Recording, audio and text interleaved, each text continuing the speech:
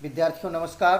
और मैं हूं कमलेश सिंह। आज की कक्षा में लेकर के उपस्थित हूं हिंदी को, कक्षा 12 हिंदी पद्य को लेकर के। तो आइए मेरे साथ आप कक्षा 12 हिंदी को पढ़िए और बोर्ड परीक्षाओं में अधिक से अधिक अंक प्राप्त करिए। अयोध्या सिंह उपाध्याय हरिओद पौन दूतिका का ये छंद, जिसकी व्याख्या समझते हैं हम। मेरे प्यारे नौ जलद से कंज से नेत्र वाले, जाके आए न मधुवन से यो ना भेजा संदेशा। मरो रो के प्रिय विरह से बावली हो रही हूँ, जाके मेरी सब दुख कथा श्याम को तू सुना। ज्यों ही मेरा भवन तज तू अल्प आगे को बढ़ेगी, शोभा वाली सुखद कितनी मंज कुंजे मिलेंगी। प्यारी छाया मृदुल स्वर से मोह लेगी तुझे वे, जो तो भी मेरा दुख लख वहाँ जा न विश्राम लेना। अयोध्या सिंह उपाध्याय हरिओद द्वारा रचित इस पवन दूतिका छंद का ये व्याख्या, जिसका संदर्भ आप लिखेंगे। प्रस्तुत पद्यांश हमारी हिंदी पाठ्य पुस्तक हिंदी में संकलित अयोध्या सिंह उपाध्याय हरिओद द्वारा रचित पवन दूतिका से उद्धृत है। आप इसका जब प्रसंग लिखेंगे तो लिखेंगे, प्रस्तुत पद्यांश में राधा के द्वारा पवन को दूतिका मान करके कृष्ण के लिए संदेश भेजा जा रहा है। वे पवन से मार्ग में पड़ने वाली सुषमा का वर्णन करते हुए उसे उससे प्रभावित नहीं होने के लिए कहती हैं। व्याख्या देखते हैं। मेरे प्यारे नौ जलद से कंज से नेत्र वाले, राधा जी कहती हैं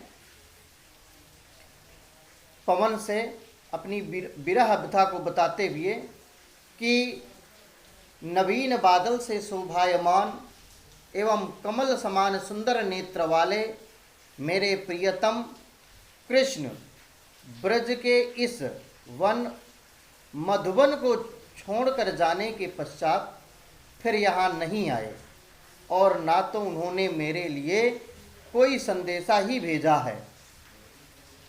उनसे बिछड़कर मेरी दशा अत्यंत दयनीय हो गई है। मैं रोते रोते पागल हो रही हूँ।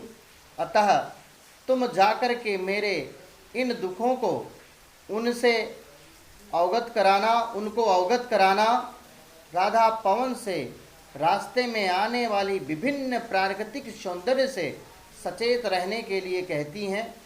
वे कहते हुए बताती हैं कि मेरे घर से कुछ ही दूर पर, जब भी मेरा घर छोड़ करके, मेरा घर तज करके तो कुछ ही दूर आगे बढ़ोगी तो क्या होगा। शोभा वाली सुखद कितनी मंज कुंजे मिलेंगी, प्यारी छाया मृदुल स्वर से मोह लेंगी तुझे।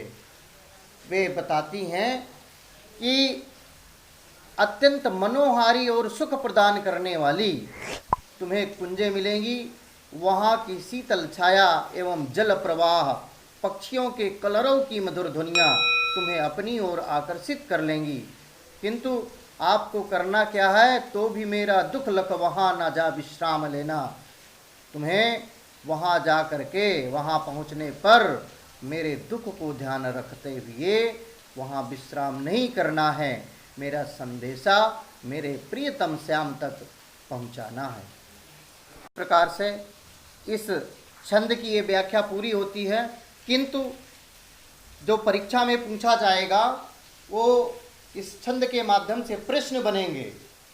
लेकिन अगर आपने संकेत, संदर्भ, प्रसंग व्याख्या और काव्य सौंदर्य को अच्छी तरीके से समझ लिया है तो छंदों के जो भी व्याख्यात्मक प्रश्न बनते हैं बहुत ही आसानी से आप कर सकेंगे।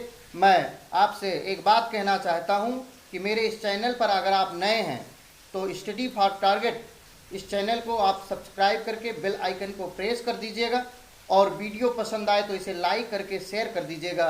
कमेंट ज़रूर करके बताइएगा कि आपको हिंदी में और कौन सी कक्षाएं चाहिए, आप क्या पढ़ना चाहते हैं, ये मुझे सूचित करिएगा कमेंट के माध्यम से। तो आइए इस छंद का जो काव्य सौंदर्य है, काव्य सौंदर्य को समझने का प्रयत्न करते हैं। देखते हैं इस पूरे छंद में राधा प्रिय विरह से उत्पन्न व्याकुलता के विषय में पवन को बताते हुए उसके संदेश के शीघ्र अतिशीघ्र प्रिय तक पहुँचाने के लिए कहती है। पूरे छंद में वियोग श्रृंगार है। जब हम इस छंद के कला पक्ष पर नज़र डालते हैं तो खड़ी बोली भाषा का प्रयोग हुआ है। शैली प्रबंध छंद, मदाक्रांता अलंकार, इसमें उपमा है, पुनरुक्त प्रकाश है, अंत्यानुप्रास एवं मानवीकरण